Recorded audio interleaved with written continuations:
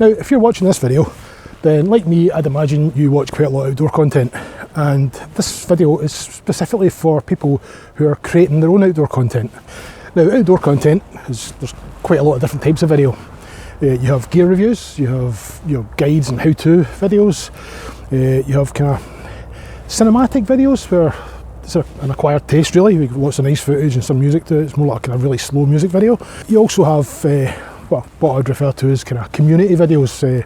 People will do, clean up your mile, shows your brew, shows your steak, 5 beginner tips to wild camping, that kind of thing, where people get tagged and it works its way along and everybody makes a similar video. Now, my favourite kind of video has always been trip vlogs. People go out on a big long adventure, a long hike or a climb or canoe trip or wild camping trip. I like seeing the story, and it's that kind of video I'm going to concentrate on today. I make videos myself, obviously. I came to the conclusion that I'm not looking at my videos critically enough. I'm looking at them going, oh, I like that bit, and I'm not paying attention to the bits that I don't like, the bits that I ignore, that I just gloss over. That something I'm definitely guilty of is including far too much footage that doesn't need to be there. Stuff that's not engaging with the audience, it doesn't tell the story of the trip, or it's just useless and just wastes my time and the viewer's time. Now, I could go into talking about analytics and hockey stick graphs and viewer retention and view durations, but there's not really any need, because what I'm going to say is it's kind of common sense really. If you want to make an engaging video that your viewers find interesting and watch right through to the end, YouTube's going to look at that and go, oh great, people hang about YouTube much longer, we'll promote that video. So the analytics, if anything, would back up the common sense approach. You want your viewers to watch all your videos from start to finish. Then you'll get promoted. So how do you get your viewers to hang about longer? You make the story more interesting. You omit the useless footage. What I've done is I've looked through my own videos and I've compiled a list of the kind of stuff you shouldn't put in your video. Now, I'm going to generalise. There are some people who put this stuff in and it works really, really well. They're really, really successful with it. But this is stuff that personally makes me turn the video off. I picked out 10 different categories of footage that doesn't need to be there. Sounds a lot. Number 1. Huge long shots of pretty much nothing happening. I mean, in particular, things like you plank your tripod, you put your camera on it, and you go and set your tent up, and you get 5 minutes of real-time footage of you putting a tent up. That's mind-numbing. Now, I've done it myself. I've put my hammock up and filmed the whole thing in real time, and I've included about a minute worth of footage of that. It's boring, to be honest. You really don't want to see that. Yeah, you're going camping, right? That's part of the story. You put a hammock up, that's part of the story. It's not worth 5 minutes of footage, really. Watch any film or any documentary or any TV show and they use very short clips, seconds at a time. It's far more interesting to watch lots of small clips than it is to watch one big long clip. There are some channels that do this quite well. Walk with Wallace is one. He uses lots of very short clips, puts it together and it tells the story really well. Makes it far more interesting to watch. Another one, Whiskey in the Wild. Jonas does his videos, he cuts back and forward from camera shot to camera shot, showing you the same thing but from different angles. It just makes it far more interesting to watch. Tell a story. Number 2, something I do quite a lot unfortunately, is I tell the viewer in great detail what I'm going to do before I do it. Completely ruins the surprise. What's the point? You're going to show them it anyway. See, I'm going to go over there and I'm going to get my tent out of my rucksack and I'm going to put my tent up, I'm going to use tent pegs, then I'm going to get my sleep system out and I'm going to put my sleep system into the tent, then I'm going to get my wee jet boil out and I'm going to make some coffee, then I'll maybe have some food, and then once I've had my food, then I'm going to get in the tent and I'm going to get into my sleeping bag with my sleep system, then I'm going to go to sleep, then I'm going to wake up in the morning, and then I'm going to pack everything back up and then I'm going to go home. Just show it. How much time do you have to spend walking back and forward past your own camera? It's B-roll. A couple of seconds is fine. I watched a video the other night and I counted the paces. Guy walked 53 paces from his camera. And I was sitting there thinking the whole time, like, he's going to have to walk 53 paces back to pick the thing up. And then walk 53 paces away again. Really? People can process what they see on the screen much faster than you think. You see 2 or 3 seconds of B-roll of somebody walking away from the camera, People will take in what's around.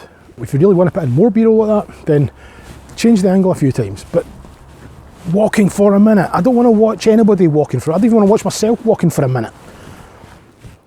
Short pieces, B-roll. You know, those little sections of B-roll should just be little short things that join the story. They should join the sequences. They show a passing of time or a movement from one place to another. Another thing I find myself guilty of doing, listing all my kit. Many people do like to see what kit you're carrying, but they don't need you to pull everything out your bag and put it all on the floor and list every single thing on every single trip you do. Do a kit list. You know what kit I brought with me? This kit. That's it. That's all you need. There's the kit. You'll see it in other bits of footage in the video.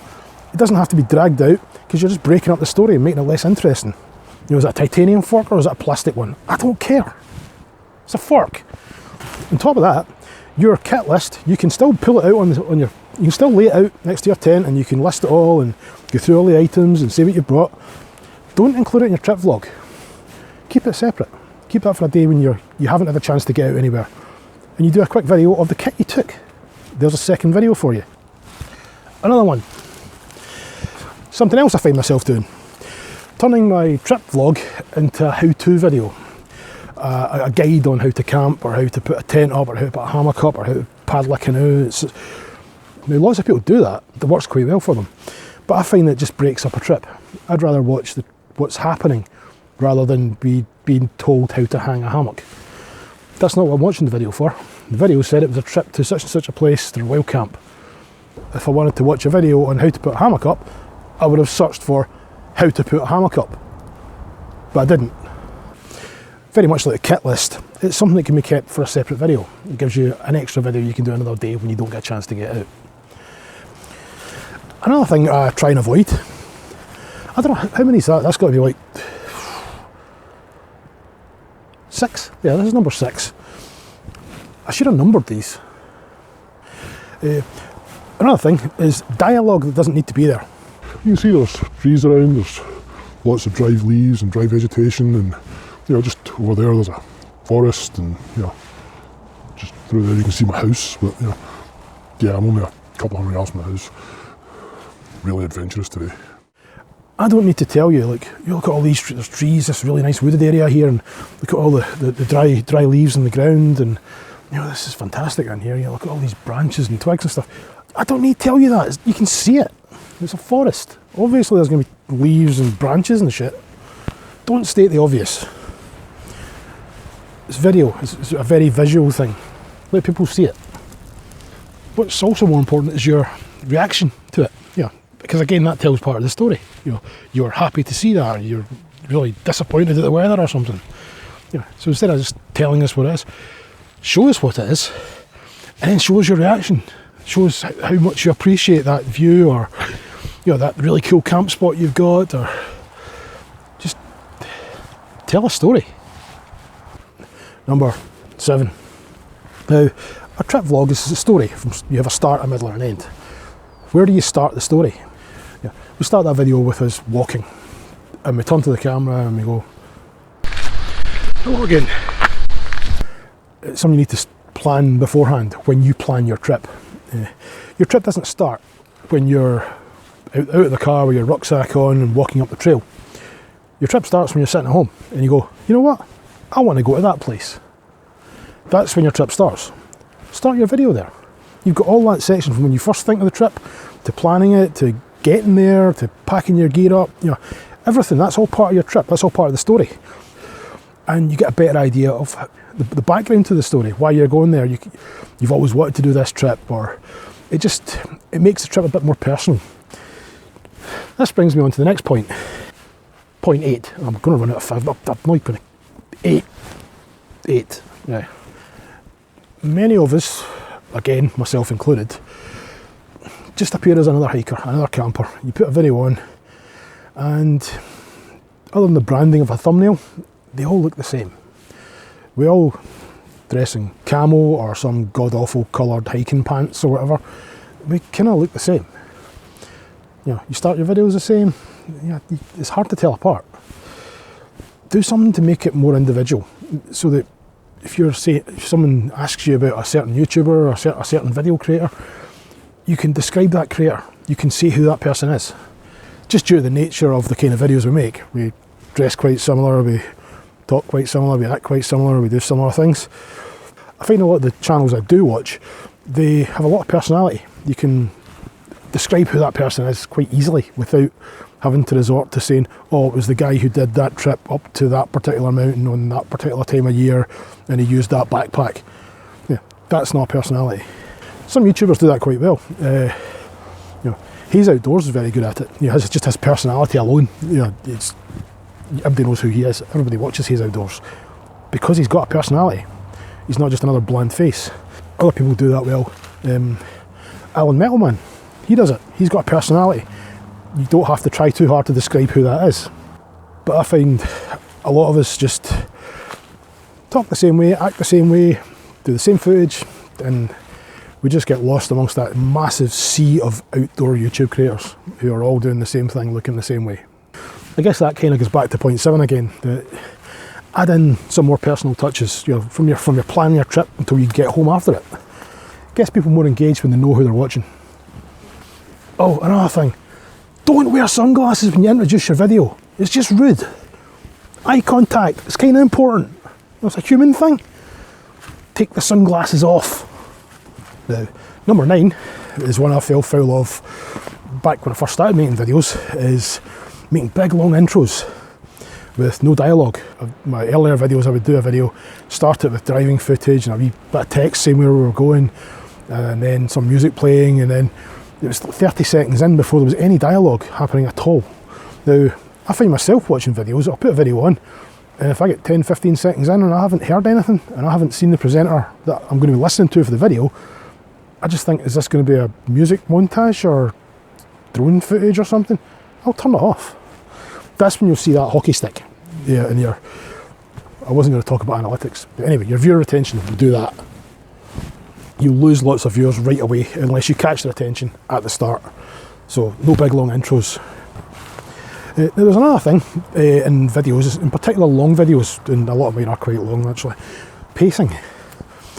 Videos don't have to be the same pace all the way through. You can alter the pace quite easily by using shorter clips or longer clips. Use shorter clips and maybe slightly faster background music, having a bit more action in the clips, a bit more movement. That'll increase the pace. You can then slow it down if you've got a nice sunset you want to view. You can slow the pace down there. Again, use slower music, slightly longer clips, quieten things down, a bit less movement on the screen. It's just another aspect of the video that can keep it a bit more interesting and keep people watching to the end. Now, when I've been compiling this list, I wasn't really paying attention to how I would resolve all these issues in my videos. It wasn't until after I'd done it that I looked at it and I realised they can all be resolved in the edit. Now, it is still worth bearing a lot of those in mind when I'm filming, because I have less wasted footage if I do it that way. But everything there can be done in the edit. You can cut out all those needless scenes, you can shorten them all down, you can change the pacing by using a little bit longer, a little bit shorter, you can hide those jump cuts with those little bits of walking footage. Now, here's the problem.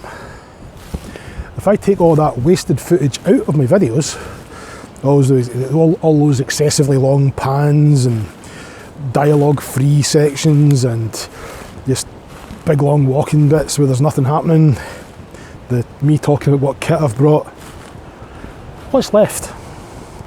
What do I actually have left in that video? Where's the content? Where's the story? What actually happened on that trip? And I hate to say it, but when I look back at those trips, very little actually happened. Do you still have a story for your trip? Can you tell a story of what you did from the minute you thought that trip up until the minute you get home and finished it? Is there enough there for a video? Is it worth a video? I think a lot of the videos that are coming out, including myself, are just filler. Really just uploading for the sake of keeping the YouTube fairies happy. Is it really good for your channel? You can have the really regular content going up, but if that content's not that great and people don't watch it, is YouTube going to promote somebody who regularly posts videos that people don't watch? No. If only I had some footage that I wasn't going to put in the trip video that I could maybe use. Your kit list, keep that for a day when you haven't had a chance to get out anywhere. And you do a quick video of the kit you took. Turning my trip vlog into a how-to video. Very much like a kit list. It's something that can be kept for a separate video. It gives you an extra video you can do another day when you don't get a chance to get out. Now, they're just my thoughts on what I'm going to try and do in my videos this year. I just want to try and improve them. Improve that view retention. Get people watching them. Have more dialogue, more questions. Give people a chance to voice their opinion. And not be afraid to disagree with people. You know, post up something that 99% of people won't agree with. See what happens. You know, worst case, you get comments that you don't agree with. So, but anyway, I hope you found that useful. Most of it's directed at my own videos, so it's not a criticism of anybody else. See, lots of people do all those things that I've mentioned and have very successful YouTube channels. Now, if there's anything that you do in videos that you think you shouldn't be doing, stick it in the comments. Add it to the list. We'll compile a big list of how to not make a good video. Oh, and be sure to check out the Outdoor YouTube Creators group on Facebook. Lots of really good advice on, you know, everything from filming to analytics to just general YouTube chat. It's tailored specifically for outdoor YouTube channels. It's really a good resource. Go and have a look. And that's where showing the entire story from the start to finish will be helpful. What the fuck am I? Fuck my head's going.